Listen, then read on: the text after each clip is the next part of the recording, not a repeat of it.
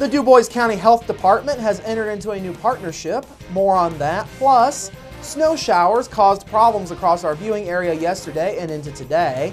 And District 63 State Representative Mark Messmer is tonight's guest on Inform.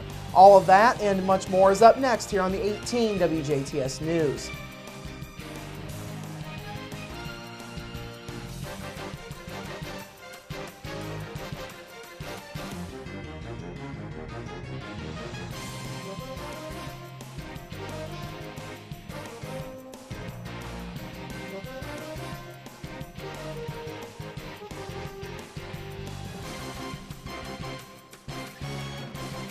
Hello, I'm Bradford Raths. We begin this evening with snow flurries causing headaches for drivers across our WJTS viewing area yesterday and into this morning.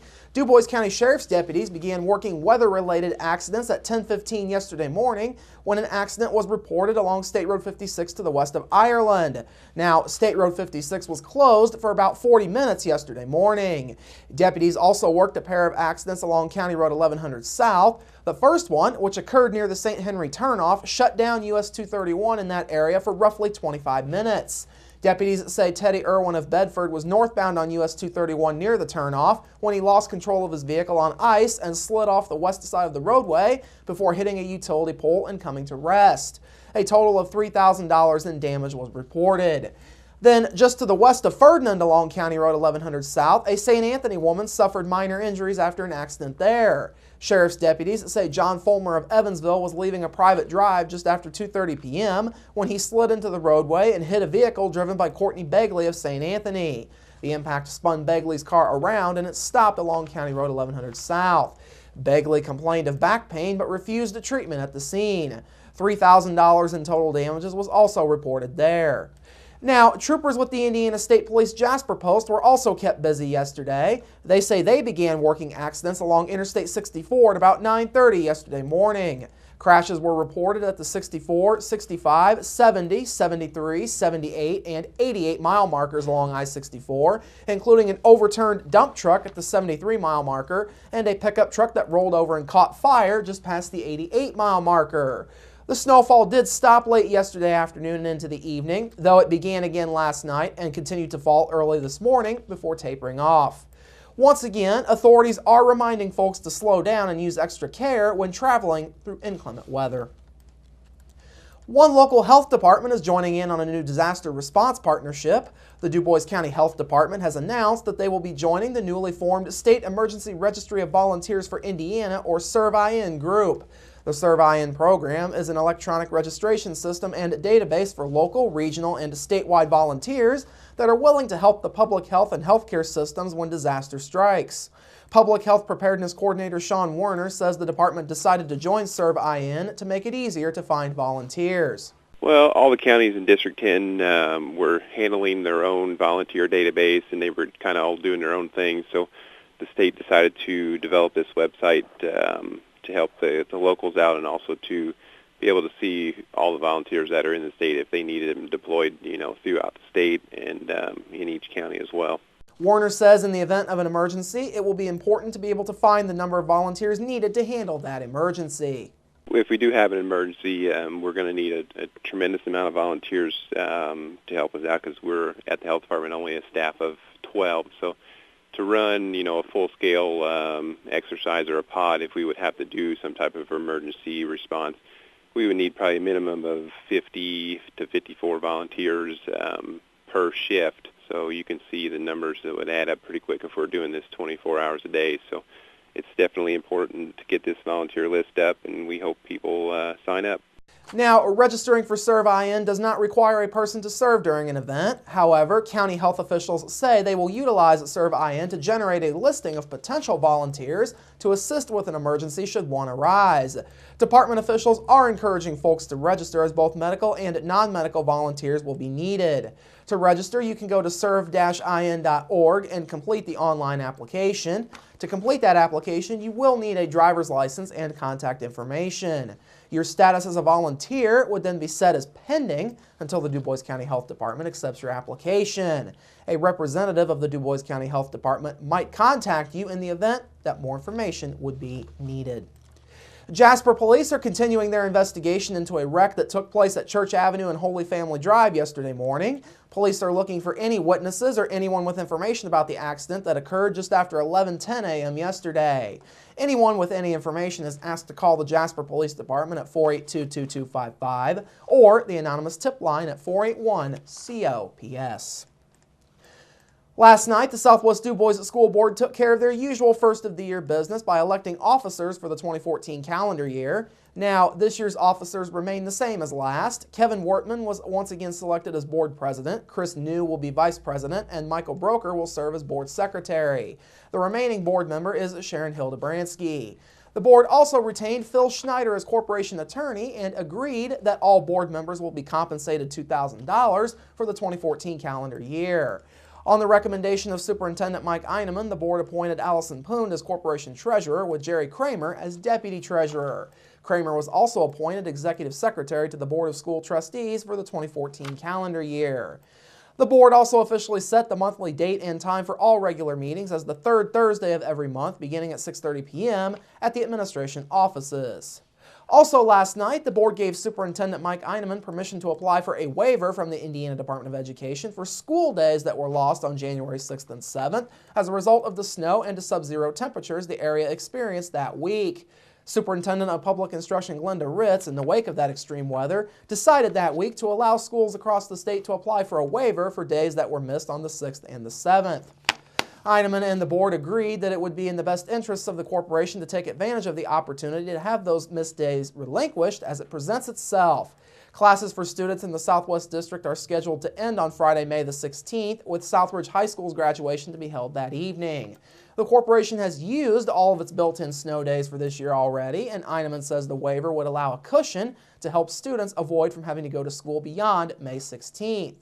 Additionally, the board recognized as January Students of the Month. They include Eli Meese, a first grader at Holland Elementary. Also, Isabella Libering, a kindergarten student at Holland Elementary, was recognized as a recipient for December, but she was not able to attend last month's meeting.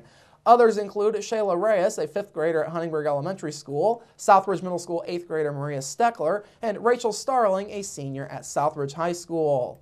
And last night's meeting was the first since the resignation of longtime board member Jerome Beaning. It was announced earlier in the week that Beaning had submitted his resignation as a member of the board on December 20th after 31.5 years of service.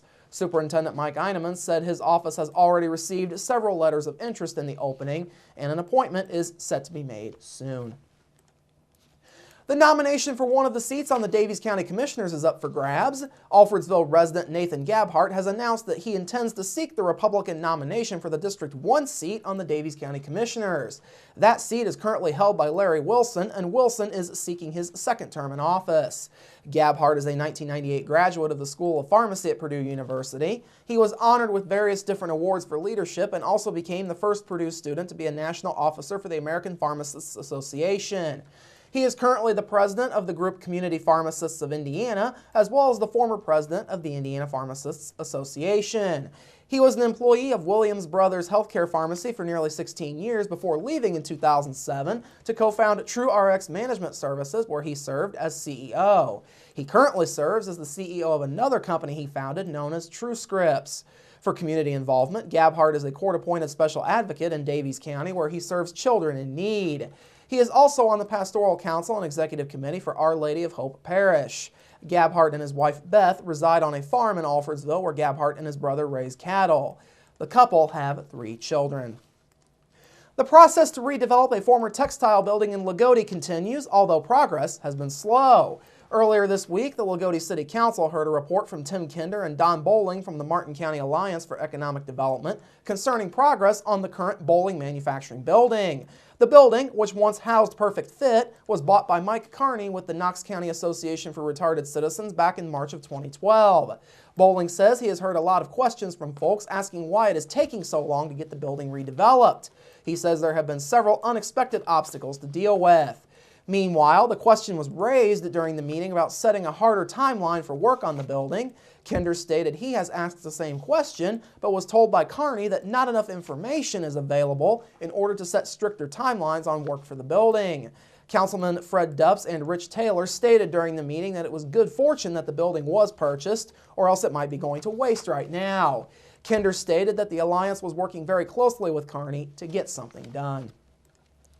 Northern parts of Perry County may soon see faster ambulance runs following a vote by the Perry County Commissioners. The Commissioners recently voted to set aside an amount not to exceed $20,000 from the county's Economic Development Income Tax, or EDIT fund, to support the addition of an ambulance at the county's highway garage to the south of Leopold.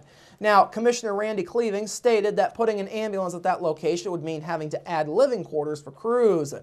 Those accommodations were included in the original design of the highway building. However, walls were never put up. Cleaving explained that no additions will be needed on the outside of the building, but interior walls will be necessary. Cleaving says one of the biggest expenses that will be associated with the change will be heating and air. Cleaving, along with fellow Commissioner Tom Hauser, say they are hoping for the cost of the change to be much lower than the projected $20,000 price tag.